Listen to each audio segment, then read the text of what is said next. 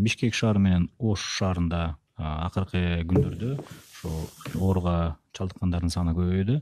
Ушул кайрадан баягы чектөө маселеси киргизүү каралабы же каралбайбы? Андайга барбайбыз деп ойлойм. Кайрадан чектөө маселесине барбайбыз деп. Сиз өзүңүздөр билгендей, бүгүнкү күндө Бишкек шаарында дагы, Ош шаарында дагы карантин киргизилген. Карантиндин нормаларын туура сактасак, баарыбыз жакшы билебиз, буну оюнга алышыбыз керек. Бүгүнкү күндө жарандарыбыз ошол карантин нормаларын, эрежелерин туура сактабай аткандар абдан көп. Ушуну жана мен айткандай, жалпы баарыбыз так болсок ушундай эрежелерге, азыркыдай көрүнүш Бишкекте дагы ушундай болбойт эле. Биринчиден, экинчиден, Ош шаарында мына акыркы кечээ күнү чыгып кетти, 35 ушундай учур болду. 35 учур тең бир медициналык ишкананын ичинен чыкты. Аны баарыңыздар жакшы билесиздер. Ага чейин ошол жерден оору жугуп, аларды баягы ооруканадан чыгарбастан 14 күн кармап турууга туура келди. Анын ичинде 2 жолу анализ алынды. Биринчи анализдери ошол 35 адамдыкы баардыгыныкы баягы оору жок деп көрсөткөн.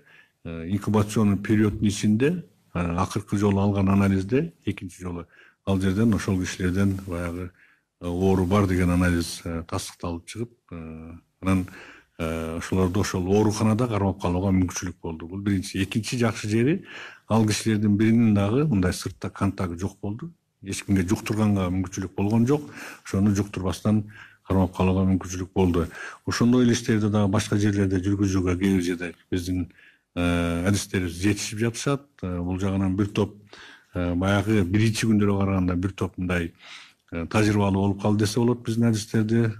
Мындан ары дагы ошондой жана мен айткан лабораторияны көбөйтүү иштери, анализдерди тез аранын ичинде чыгарып, оперативдүү ошол анализи оору бар деп чыгып калган кишилердин артынан башкаларга жуктура электи жетип кармап, ошолорду обсервацияга алып, жана госпитализацияга киргизүүгө мүмкүнчүлүктөр пайда болуп атат.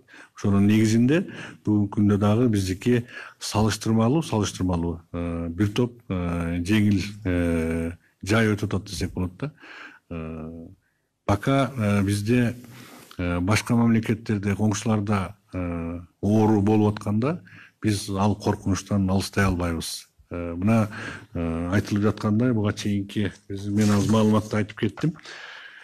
Бүгүнкү күндөгү бир сутканын ичиндеги жалпы оорулуунун саны, табылган оорулуу 68 болсо, анын 50-сү мына бүгүн сырттан келгендер болуп атат. 18-и ушул ички биздин бул жерде жашаган жарандарыбыздын ичинен чыгып атат. Ошондуктан бизде сырттан жарандар келип атат. Андан сырткары жакын күндөрү эл аралык каттамдар ачылышы мүмкүн. Эгер ушулардын баары ачыла турган болсо, мындан дагы риск жогорулашы мүмкүн. Биз дагы даярданып жатабыз.